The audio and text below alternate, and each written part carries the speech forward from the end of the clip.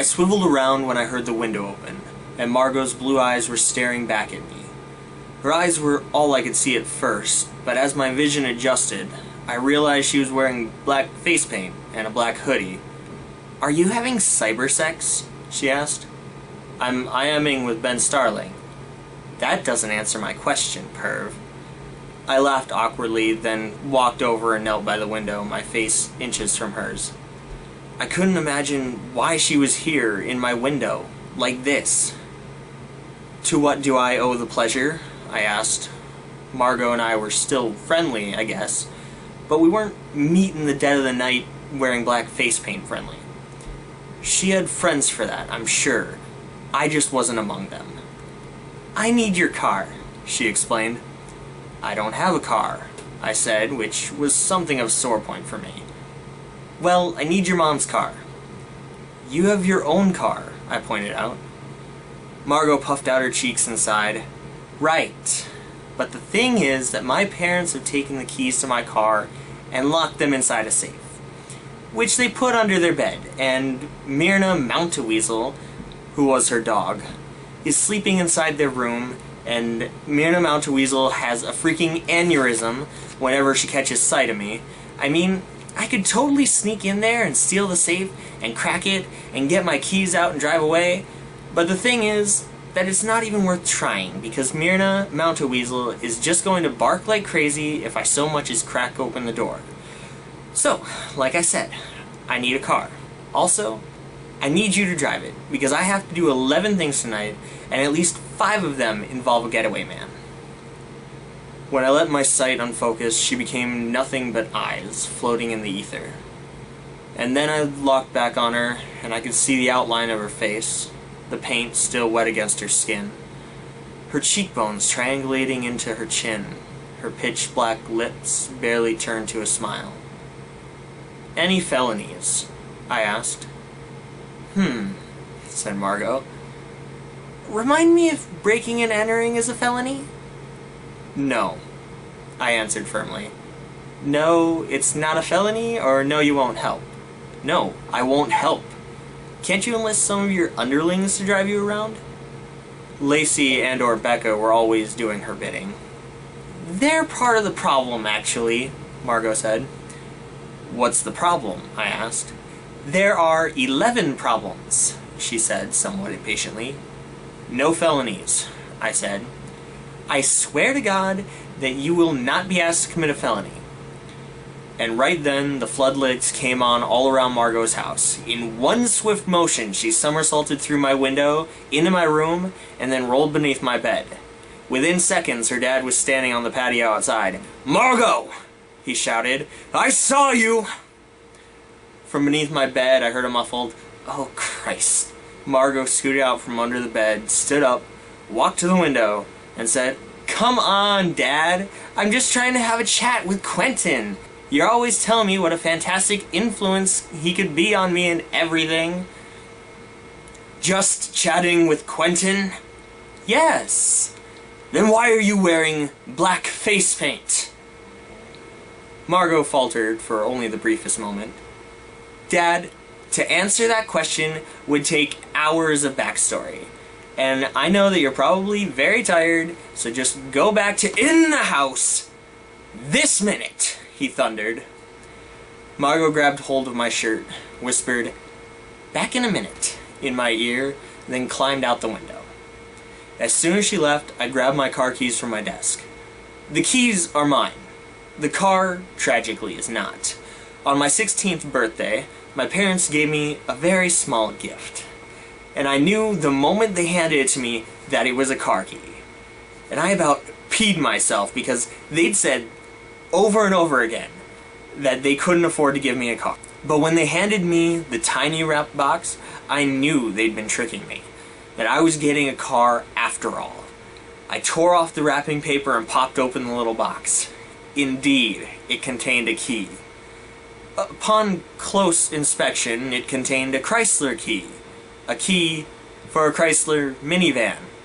The one in the same Chrysler minivan owned by my mother. "My present is a key to your car?" I asked my mom.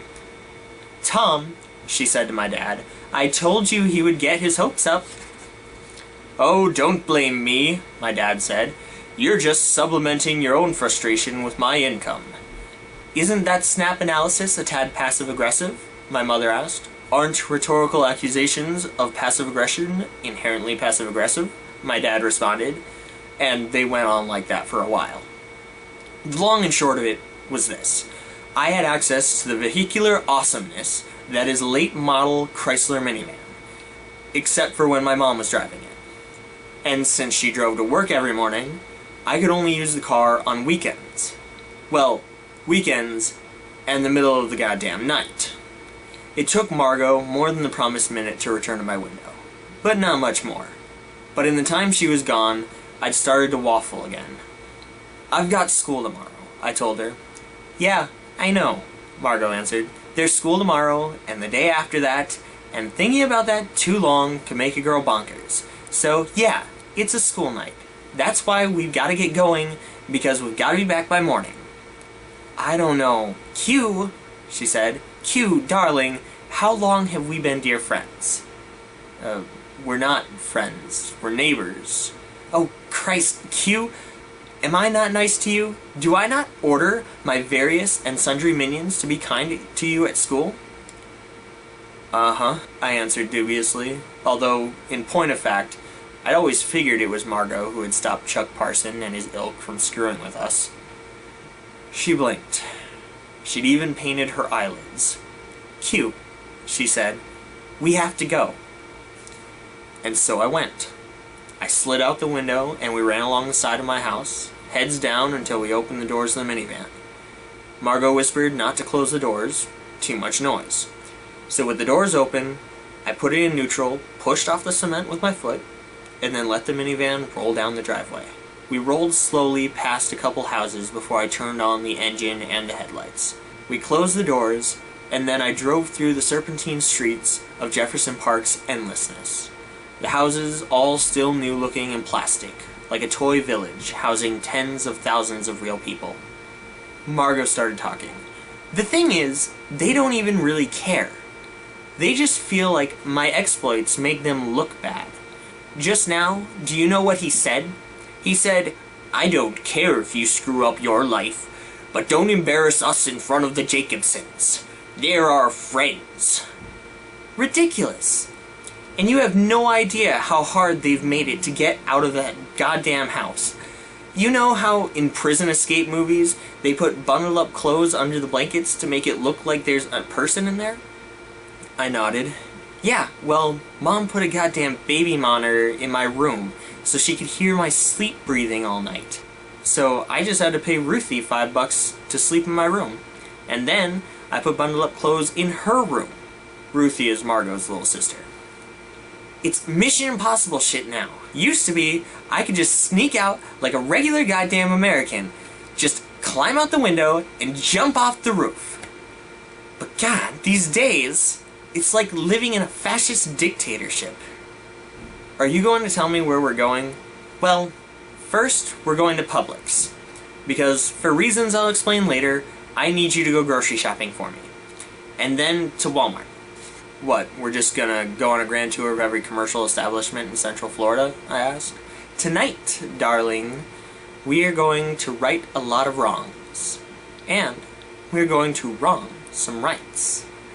The first shall be last, the last shall be first, the meek shall do some earth inheriting, but before we radically reshape the world, we need to shop." I pulled into the Publix then, the parking lot almost entirely empty, and parked. "Listen," she said, "how much money do you have on you right now?"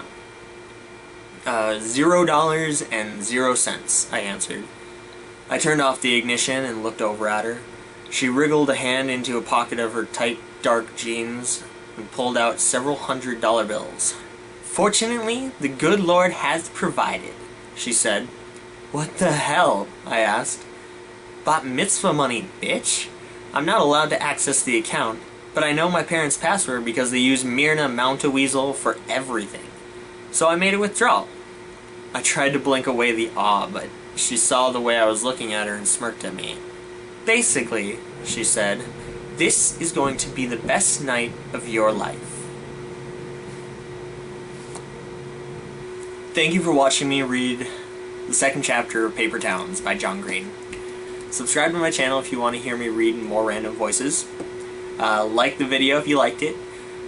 Comment if you have any critiques about my voices, unless they're telling me that I don't sound like a girl, because I know I don't. Share this video with your friends. Watch the Harry Potter one if you haven't already. And I look forward to reading for you some more.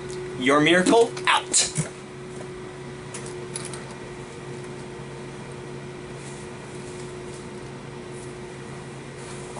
Did I see Myrna Mount-a-weasel or just Myrna Mount-a-weasel? Because I'm pretty sure it's just Myrna Mount-a-weasel.